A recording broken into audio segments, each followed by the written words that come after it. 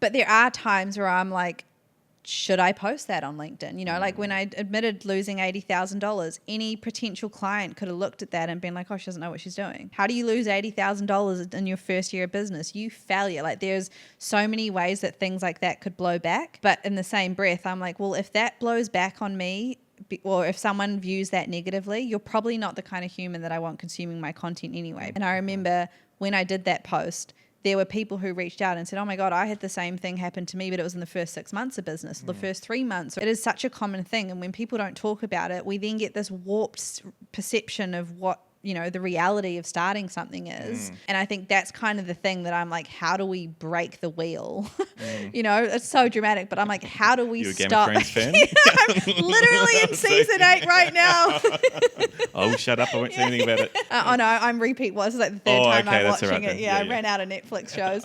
But no, like honestly, I'm like, how do we break the wheel of thinking that these success stories are the only way of doing stuff? I've always wanted to, you know, if I died tomorrow, touch wood, but if I died tomorrow, I would hope that someone would look at the journey that I've had and been like, oh, okay, so there wasn't a right way to do it. Nothing was linear. Everything had to be fought for. You know, you're allowed to reset the status quo and challenge what people think normal looks like. Like when I launched my business, everyone thought I was like absolutely unhinged, that I didn't have a website, that I hadn't prepared a pitch deck, that I didn't even know what I was charging yet. Obviously, I didn't think I was going to be that busy. So I, you know, in my head, I was like, I've got 3 months to plan this out, guys. Like this will be fine. But at the same time, I was like, I was so sick of all the noise of what everyone else had done in their way of doing it. And I was like, what does my way of doing it look like? I'm not a professional. Yes, I'm asking people for help, but at some point you just have to jump and figure it out as you go. And I think even with people that I've spoken to recently who've, you know, been asking advice around starting your own business, I'm like, just trust your gut, do what you think you can do. And like, even with my journey,